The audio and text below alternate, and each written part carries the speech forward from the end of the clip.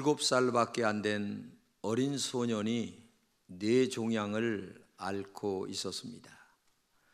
그의 이름은 숀이라고 하는 아이였습니다.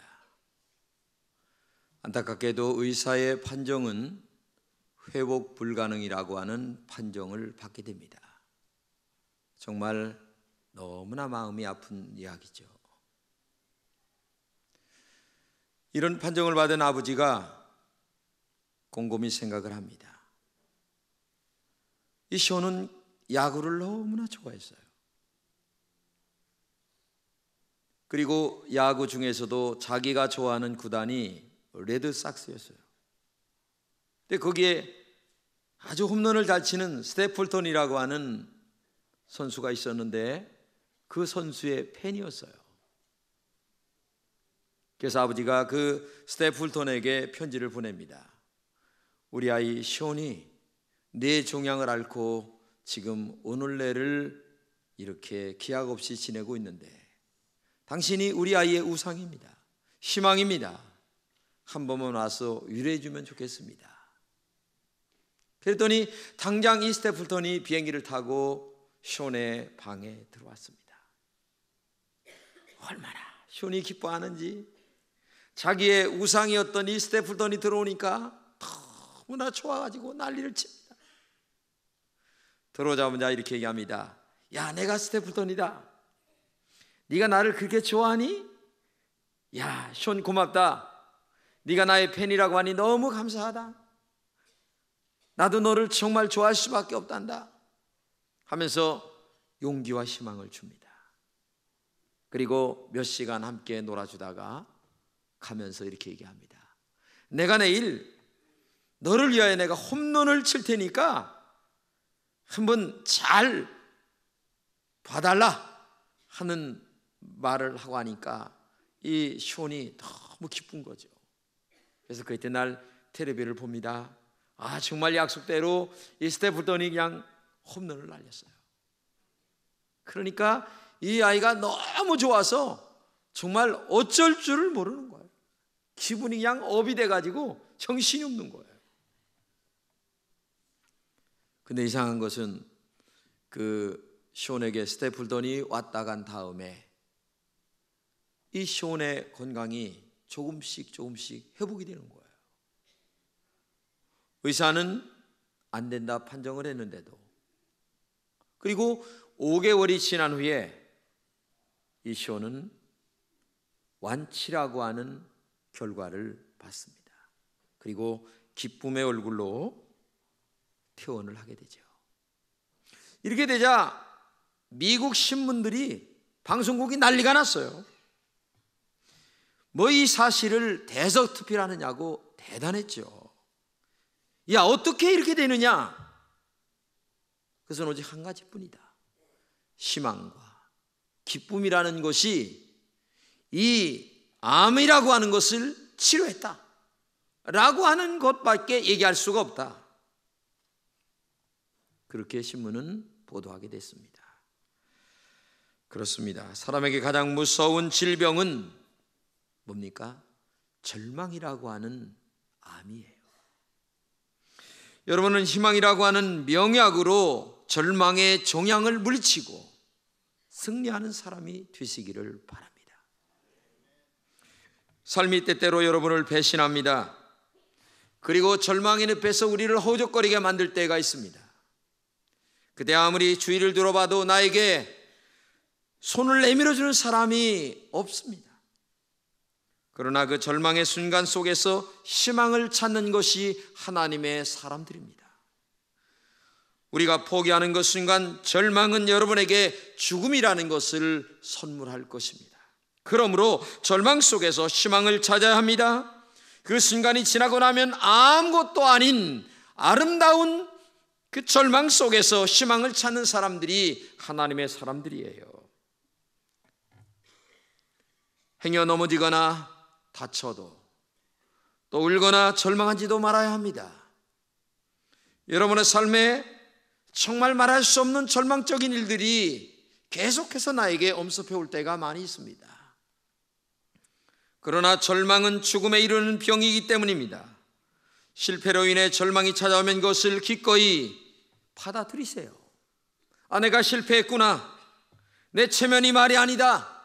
내가 이렇게 살아야 되는구나 라고 하는 것으로 받아들이세요. 그러나 모든 것이 끝났다고 하는 절망은 하지 마십시오. 절망은 희망이 숨겨놓은 또 다른 기회이기 때문에 그렇습니다. 그리고 새로운 출발을 위한 인생의 강력한 힘을 주는 과정의 하나이기 때문에 그렇죠. 그래서 절망을 희망으로 바꿔야 합니다.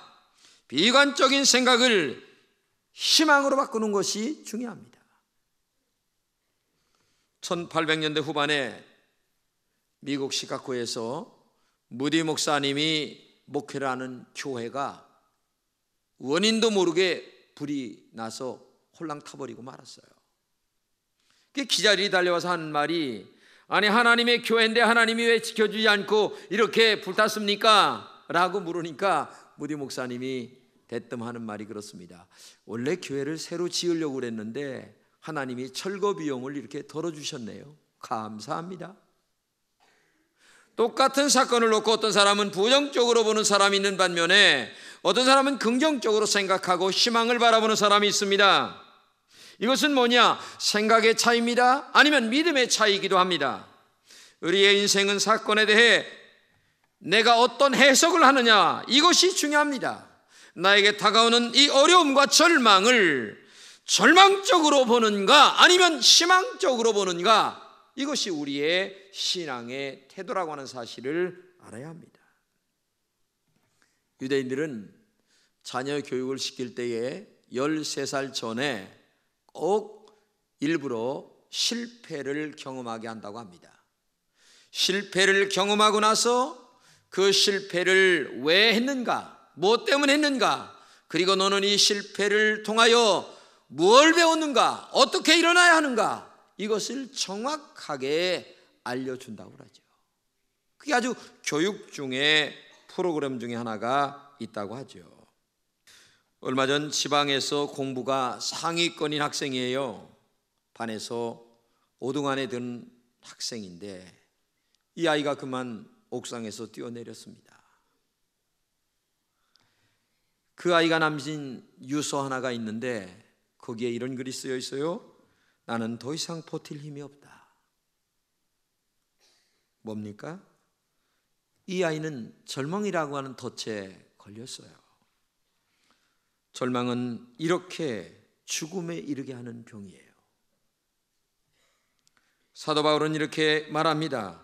생각컨대 현재의 고난은 장차 우리에게 나타날 영광과 좋게 비교할 수 없다. 여러분, 절망이 죽음에 이르는 병이라면 희망은 생명에 이르는 명약입니다. 그래서 하나님의 사람들은 어떤 절망적인 상황에서도 용기와 희망을 가져야 합니다. 폴 틸릭이라고 하는 신학자가 존재의 용기라고 하는 유명한 책을 썼습니다. 인간답게 존재하기 위하여 가장 중요한 것이 뭐냐? 그것은 절망이 아니라 용기다. 그는 그 책에서 그렇게 말하고 있습니다. 우리가 정말 인생을 살아가면서 순간순간 절망할 때가 많이 있습니다. 그러나 그 절망 속에서도 하나님의 사람, 믿음의 사람들이 가장 찾아야 될 것이 뭐냐? 용기입니다. 희망입니다. 그리고 하나님의 살아계심에 대한 소망이에요. 여러분, 세상에서 제일 무서운 것이 뭡니까? 죽음이에요. 그런데 세상과 사탄은 끊임없이 하나님의 뜻과 성경대로 믿음으로 바르게 살려고 하는 사람들에게 이렇게 얘기합니다. 너 그러면 죽는다. 너 그러면 손해본다. 너 그러면 망한다 라고 얘기합니다. 정말 믿음으로 살아가는 것이 손해를 보는 겁니까? 정말 하나님의 말씀대로 살아가는 것이 망하는 겁니까? 그러면 김진홍이는 벌써 망했어야죠. 믿음으로 살았던 하나님의 사람들은 다 망해야 됩니다. 그러나 역사는 정반대로 우리에게 보여주고 있습니다. 믿음으로 살아갔던 사람, 하나님을 정말 사랑했던 사람, 하나님의 말씀대로 살았던 사람, 그 사람들에게 하나님은 도리어 축복의 역사를 안겨주었어요. 그렇기 때문에 사탄의 말에 속지 마십시오. 사탄의 위협은 모두 다 거짓입니다. 사탄은 거짓을 말하기 위해서 존재하는 존재입니다. 성경은 말합니다. 사탄은 거짓의 아비다. 절망하고 용기를 잃으면 죽습니다. 절망은 실패할 수밖에 없도록 만드는 사탄의 도구입니다. 그럼에도 불구하고 용기를 내서 도전할 수 있었던 것은 믿음이라고 하는 것이 절망을 이기게 했기 때문에 그런 거예요. 절망, 그것은 내 삶의 끝은 아닙니다. 오히려 절망을 딛고 일어나 희망이라고 하는 용기로 우리의 삶을 새롭게 이겨나갈 수 있도록 하시는 것이 하나님의 역사입니다. 용기 중에 최고의 용기는 순교입니다. 세상에 많은 순교자들이 믿음 때문에 죽었습니다. 순교자들은 피할 수 없는 죽음을 피하지 않고 정면으로 돌파했어요. 다른 말로 얘기한다면 여러분들이 순교의 정신, 이 마지막 나의 삶을 이러한 죽음이라고 하는 문제를 정면 돌파하겠다고 하는 순교의 정신으로 나간다면 안 될 것이 뭐가 있겠냐고 말이에요. 왜 하나님을 믿으며 좌절합니까? 왜 하나님을 위해 낙심합니까? 왜 용기를 갖지 않습니까? 왜 잠에 빠져 살고 있습니까? 왜 못된 습관 속에서 자신을 헤어나지 못하고 있느냐 그 말이에요. 하나님의 사람들이, 전능하신 하나님을 믿는 사람들이 자기의 습관, 잘못된 것 하나를 바꾸지 못하면서 뭘 어떻게 하겠다는 겁니까? 자기의 게으름 하나를 바꾸지 못하면서, 자기의 나쁜 말 하나를 바꾸지 못하면서 뭘 어떻게 하겠다는 겁니까? 이게 하나님의 사람들입니까? 이게 믿음으로 살아간 사람들의 삶의 태도예요? 겸사하는 말이 누구 때문에, 누구 때문에, 조상 때문에, 아내 때문에, 남편 때문에 매일 다른 사람들의 핑계만 대고 살아가는 것이 오늘 살아가는 사람들의 삶의 태도가 아닙니까?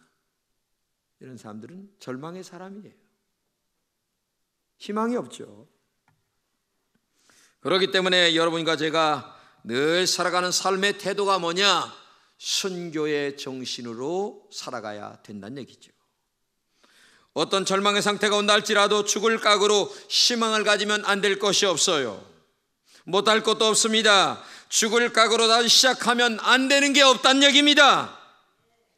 절망해서 죽으려 하다가 다시 살아난 모든 사람들의 자세는 순교정신 그거 하나입니다.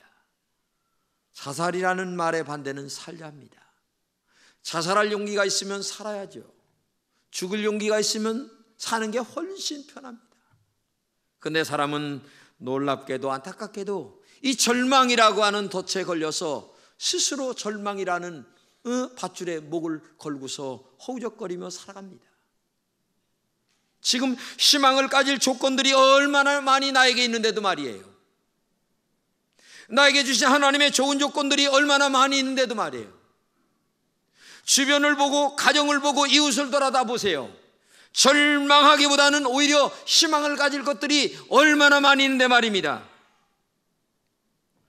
그렇기 때문에 오늘 사랑하는 여러분들 부탁합니다. 절망에서 희망으로 승리하시기를 주님의 이름으로 축복합니다. 오늘 본문의 이야기가 뭔 줄 아세요? 이스라엘 백성들이 애굽에서 나왔잖아요.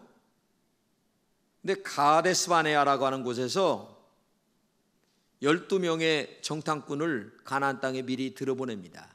야, 가서 정탐 좀 잘해봐라. 사람들은 어떻고, 그 다음에 지형은 어떻고, 우리가 앞으로 들어가서 그들과 싸울 때에 이길 수 있는 방법을 찾기 위하여 12명, 한 지파에서 한 명씩 뽑아서 12명을 40일 동안 가서 정탐을 하고 돌아오게 합니다. 그리고 나서 보고하는 내용이 오늘 본문의 이야기예요. 그런데 이게 반으로 쫙 갈립니다. 10명은 부정적으로 보고하고 2명은 긍정적으로 보고해요. 오늘 10명의 정탐꾼들의 보고를 한번 여러분 같이 읽겠습니다. 그 땅이 과연 젖과 꿀이 흐르는 땅이기는 하다. 그러나 그 땅 거민들이 얼마나 강한지 모른다. 그리고 그 성읍들은 크고 견고하여 우리가 보기에 도저히 공략할 수 없는 성이다. 이렇게 부정적인 보고를 합니다. 그러나 10명 중에 여호수아 갈렙만은 달랐어요. 용기의 사람, 희망의 사람, 믿음의 사람이었어요. 하나님의 약속을 믿었습니다. 그래서 그들의 보고는 이렇게 얘기합니다. 같이 읽겠습니다. 아무리 장대한 가나안 사람들이요 그들의 성읍이 견고할지라도 하나님이 함께 하시면 우리가 능히 이길 수 있다. 그리고 말하기를 뭐라고 얘기합니까?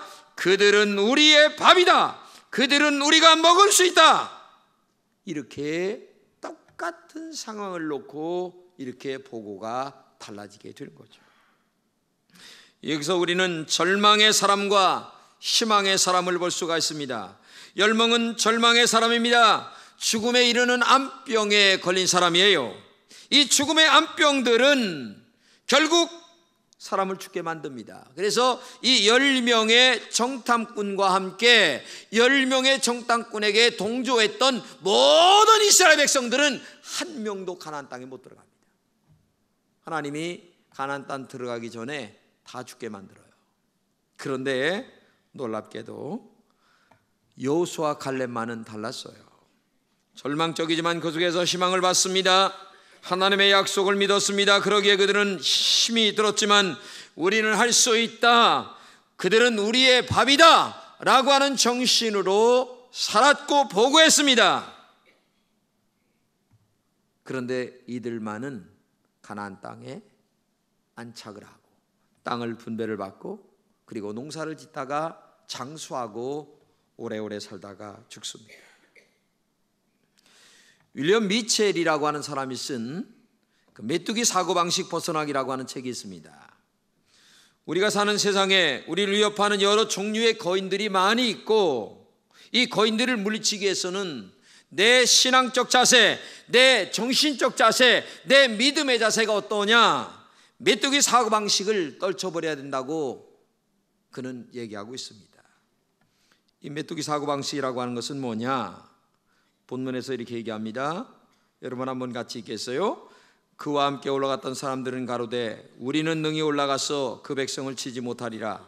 그들은 우리보다 강하니라. 이스라엘 자손 앞에서 그 탐지한 땅을 악평하여 가로되 우리가 도로 다니며 탐지한 땅은 그 거민을 삼키는 땅이요 거기서 본 모든 백성은 신장이 장대한 자들이며 거기서 또 네피림 후손 아낙 자손 대장부들을 보았나니 우리는 스스로 보기에도 메뚜기 같으니 그들의 보기에도 그와 같았을 것이리라. 여기서 메뚜기라고 하는 말이 나오잖아요. 그 말은 뭐냐? 반대적으로 저 사람들은 거인이고 우리는 보잘것없는 사람이다 라고 스스로 자기를 열등의식에 빠지는 정신을 얘기하는 거예요. 메뚜기 사고방식이라고 하는 것은 자신을 어떻게 인식하느냐는 문제입니다. 자신의 장점을 보지 않습니다. 자신의 부정적인 것만을 늘 봅니다. 열등감을 가진 사람이에요. 어떤 일에 쉽게 좌절하고 포기하는 사람의 스타일입니다. 이런 사람들은 메뚜기 사고방식입니다. 한마디로 말해서 부정적인 사고방식에 잡힌 사람들을 메뚜기 사고방식이라고 얘기하는데 이 사람들은 난 할 수 없다, 나는 무능하다, 나가 안 된다, 늘 이것에 사로잡혀 있어요. 그러니 이런 사람들에게 미래가 있겠습니까? 희망이 있겠습니까? 내일이 있겠습니까? 어떤 것을 볼 적에 문제거리만 먼저 봅니다. 스스로 장애물을 그려놓습니다. 또 실패를 미리 예언합니다. 이런 사람들의 의심과 공포가 포로가 되어서 비관적인 정신만 스스로 내면의 세계에 자꾸 키우는 거예요. 그래서 결국 자신을 죽음의 올가미에 목을 거는 거예요. 그래서 스스로 질식시켜버린다는 얘기죠.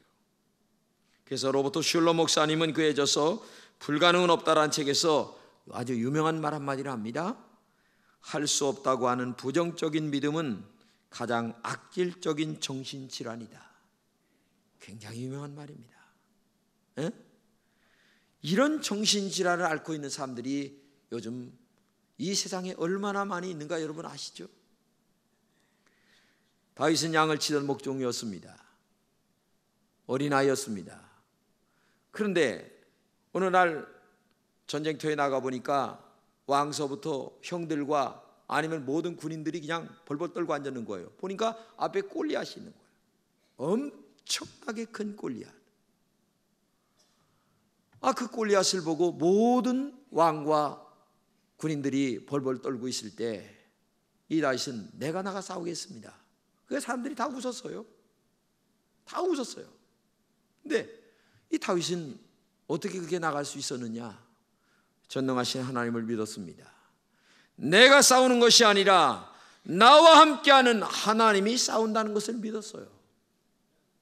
그래서 그 골리앗과 싸워 결국 그의 목을 자르잖아요. 이게 중요한 것입니다. 메뚜기 사고방식에 만약에 다윗이 사로잡혔다면 나가서 싸울 수 있겠어요? 없죠. 메뚜기 사고방식에서 벗어나기 위해서 우리는 언제나 믿음의 뿌리를 두어야 합니다. 항상 긍정적인 생각을 해야 합니다. 긍정적인 행동을 해야 합니다. 여호수아 갈렙처럼 성경에서 말한 것처럼 이렇게 여호와께서 우리를 기뻐하시면 우리를 그 땅으로 인도하여 들이시고 그 땅을 우리에게 주시리라. 오직 여호와를 거역하지 말라. 또 그 땅 백성들을 두려워하지 말라. 그들은 우리의 밥이라. 그들의 보좌는 그들에게서 떠났고 여호와는 우리와 함께 하신다 라고 하는 이 신앙의 자세, 이 믿음의 자세, 이 믿음의 말, 이것이 오늘 절망을 이기고 희망으로 살아가는 사람들의 삶의 태도입니다. 여러분 조그마한 책인 가이드 포스트라는 책 여러분 많이 보시죠? 이 책의 그 발행인이 누구냐면 노만 빈센트 필이라고 하는 목사님이십니다. 근데 이분은 그 책 중에 여러 책을 많이 냈지만 적극적인 사고방식이라고 하는 책을 써서 전 세계에 많은 사람들에게 용기와 희망을 줬던 분이에요.